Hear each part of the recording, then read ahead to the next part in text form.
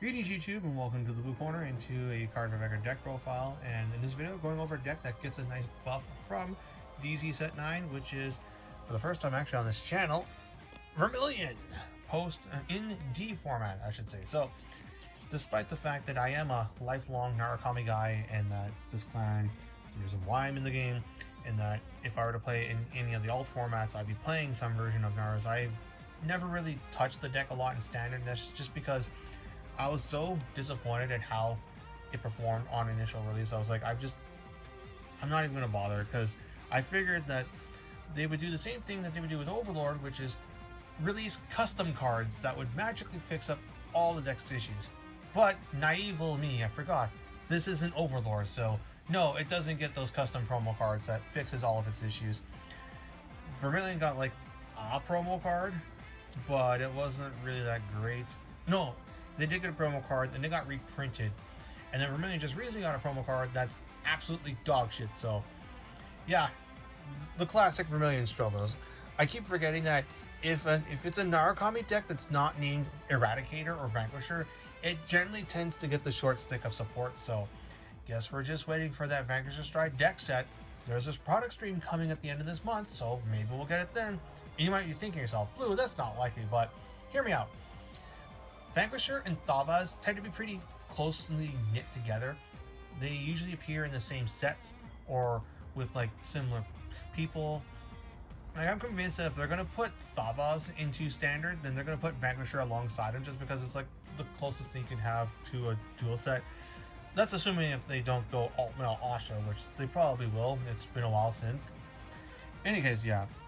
Sadly, no custom cards to fix up the issues for this deck, but between the set it got in DZ Set 6 with Vermillion's Cross Ride the Blood and the cards that come with that, as well as a piece of indirect support in DZ Set 9, Narus have at least some kind of relevancy because of how it plays. It's a deck that can bind, so that already gives it some applications in a format where Boss Saga exists, because if you can bind the Trick Moon or you can bind the Veralords, that does hurt. And the way this deck goes about it does bypass some of the protection effects, because you're doing it through battle, not by targeted spot removal, such as what Vergilla would do. So yeah, with that being said, let's get into it. So for the ride line, there's actually a pretty good one here. So any ride line starter, but we're going to go with this one. Red River Dragoon, if it's rode upon by a grade 2 Narukami unit, you can search your deck for an Eternal Thunderbolt and add it to your hand. And Thunderstorm Dragoon, if it's rode upon by any Narukami grade 3 unit, looks at the top 7 cards for a Narukami unit or an Eternal Thunderbolt and adds it to your hand. This guy in particular has the potential to be cracked someday if we ever get a non-Vanquisher encounter ride line. So Eradicators, Brawlers, their grade 2 has to be really, really good to make you not want to use this, because the top 7 search for in-clan name card, very, very good. And it also means that if Vanquisher ever does get a Stride deck set, that means we'll get Dragon Dancer Anastasia as a PG, which means this could fetch PGs in the future. Hell, I think I've even seen this guy pop up in some premium lists for that reason alone. And then finally the Blood, because we're playing it over Vermillion and Ride Line, because as much as I would love to go turn 3 Vermillion, then turn 4 the Blood, you really do want that turn 4 Persona Ride, so you will muck up your chances of like getting Cross Ride just to hit that Persona Ride. That's just how imperative it is to get a Persona Ride. So the Blood, though, his effect is if you have Vermillion in your soul, he gets 5k, and if your opponent's on grade 3 or greater, your front row rear guards get 5k as well, and he gets a crit. Just a nice passive Cross Ride effect. Fantastic. That's already more than I could have asked for the Blood, but it gets better.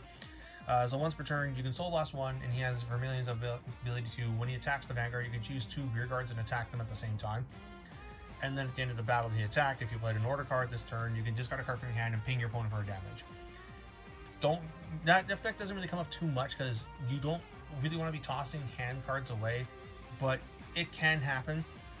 And just being able to close the damage gap if your opponent like blocks a couple of your attacks, because you're going to be a 2 crit Vanguard every swing, that's a good amount of pressure being applied on the opponent, so it does happen. Him being slow though, just got to be careful of that because Rising Phoenix, your main multi-attack extender, does use soul. So managing your soul is very important in this deck. And for the grade 3s, max copies of the blood so we can get that cross right off. And unfortunately, 4 copies of Vermillion. As much as I would like to run less copies, you need to see a Vermillion so you can get into your soul via your engine. So for the time being, 4 copies. I've seen some lists with 3. I've tried that, but then I proceed to just never get to Vermillion. Therefore, I don't get my cross right off, which just hurts my output so much. Then 3, Eternal Thunderbolt. It's the order for the deck. Its effect is if you have a Narukami, if you have a Vermillion Vanguard, you choose it and it gets the effect of when your attack hits a rear guard, it's bound instead, and if your opponent has no board, your front row gets 5k. And then you can also bind it from your drop zone to play it. So functionally, these 3 copies act as 6. Then for the 2s, 4 of a not Narukami, in fact it's a Kagero unit. It's just like old Vanguard where clan mixing is kind of back. So this guy can only be played if you have a Vanguard with 1 clan and you have no G zone. His effect is when he's placed, you can Energy Blast 3 and put a card from your hand to the soul to draw 2. And also when your Vanguard attacks, he gets 5k until the end of that turn. So this is how you get your Vermillion into the soul, so you're cross-ridden. And there's actually another card that does that, which is Demonic Dragon Nymph Kaiser. So when she's placed, also, if you have a Vanguard with no Narukami in its clan, it's treated as a Narukami unit, which is relevant to your top 7 searches. And then when she's placed on Rearguard Circle from hand, and you have a Narukami Vanguard, you look at the top 7 cards of your deck for either a Vermillion or an Eternal Thunderbolt, and then you add it to your hand. Afterwards, you either discard or put a card from your hand into Soul. So this gets to Vermillion, you put it into Soul, and the blood's online. Also, when she attacks, if you have a Narukami Vanguard, if you have a grade 3 greater Vermillion Narukami Vanguard, you can Karma's 1 to have her gain 10k, and then in the battle, she binds herself. That's relevant because it'll trigger Rising Phoenix. And then lastly, the new card is a piece of Kothi Blaze support that just happens to work in this deck. So his effect is if he attacks, and you either have a grade 3 or greater Vanguard with Kothi Blaze in his name, or you have a Vanguard with only 1 clan, you choose up to 1 grade 2 or less unit in your drop zone that's not this guy's name, and put it in the soul. And then if your opponent's on a grade 3 or greater Vanguard, he gets 5k for the battle. That second part's kind of nice, but the important part is it builds up soul because you go through it a lot with this deck, especially if you really start wombo comboing with Rising Phoenix. It's quite possible to trigger the bird 3 times in a turn. So that's 3 soul on top of the blood soul, 4 soul in a turn. This helps. Also, his effect is at the end of the battle he attacked, you can counter +1, you draw a card, you can either put this card into the soul or bind it. So this will trigger Rising Phoenix. Which one you use depends on if you see a Kassen during the turn. If you have this and this as your lineup, then this can bind itself later in the turn to trigger your bird, so you can just put this in the soul instead. So it refills your hand. It's basically the grade 3 guy that we were playing before from the Festival Collection, where it would call itself from Bind Zone if you played an order during the turn, and then it attacks, gets power, binds itself and draws. For also Counter Blast, it's just, I'll take a grade 2 over a grade 3. That way I at least have the occasional intercept, and the fact that he also builds soul, which is again very important for the bird, Rising Phoenix. During your drop, if he's in your drop zone and a card is bound during your turn by a card effect, and you have a Narukami clan, you Soul Blast 1 and he comes out. So it's a lot like V Series Rising Phoenix, but it has a cost attached to it because they learned their lesson from V Series in one way or another. He also has the ability to sack himself to buff another unit by 5k, so it's just how you get him off the board. Then rounding out the grade 1s, 4 copies of Spark Spike Dragon. If you have a Narukami clan, it's treated as a Narukami unit, so it can be searched off your top 7. And then if you have a Narukami clan Vanguard, all of your other rear guards in the same column as him get 5k. And if your Vanguard hit 2 or more units during your turn, it becomes 10k instead. Also, at the end of this thing boosted, if your Vanguard attacked I think it's a hits. Yeah, if your attack hit 2 or more times during the turn, so if Vermillion hit 2 rear guards or Vanguard and rear guard, you can Energy Blast 3 and draw a card.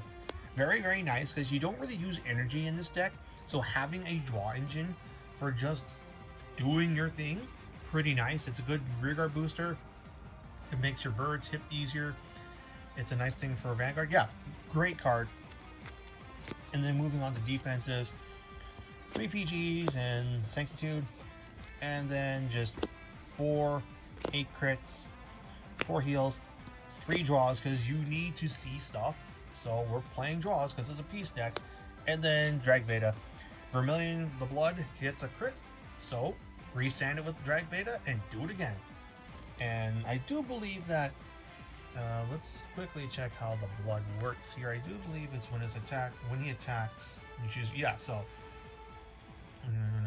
yeah, if you restand the blood with Drag Veda, then you can choose 2 other units and punch them alongside the Vanguard. So it's a potential clear 4 rear guards if you hit Drag Veda with the blood, while also swinging with a 2 crit Vanguard. Pretty nice eye here. So yeah, that's the deck's game plan in a nutshell. Get Rising Phoenix into the drop, get to the blood, and then start doing things. Binding cards either via Eternal Thunderbolt's effect or via your rear guards that bind themselves so that the bird can come back. Persona Rides are very ideal for pushing because the Rising Phoenixes don't gain power. It's, again, not like V Series, and you don't have XL circles to put them on either. So you're relying on the Blood's 5k buff or Spark Spike Dragon's 5k or 10k buff even to make those birds hit even harder. And that's all I really gotta say about the deck. It's cool, like it does embody the spirit of Narukami from multiple formats. It's Vermillion, so it's like OG Narukami. It binds units off the field, so it's like G series Narukami, but it also can multi-attack quite rapidly, so it's like V series Narukami. So good job to Bushiroad. They managed to add like 3 different flavors of Narukami into one build.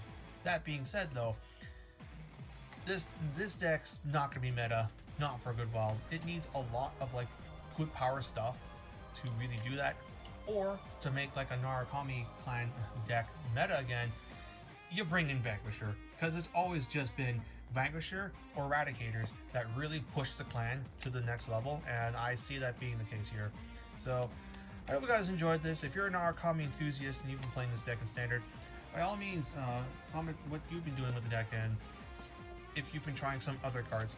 It's unfortunate this deck's engine is so massive because you got to play so many 3s just to do your thing, and then you got to play like dedicated cards like Cash In or Bellicosity Dragon. Because like if you could have like the same engine that Kagero has, which allows you to just straight ride the end from the deck on top of your base overlord, you could cut out so much and like add in like non-engine like cyclers, and hell, I had to cut what is it, defensing more. I don't even have that in here because you need like the engine space so that you can actually do things. But in any case, that's all for now. I hope you guys enjoyed the video, and until next time, this is BlueStar899 jacking out.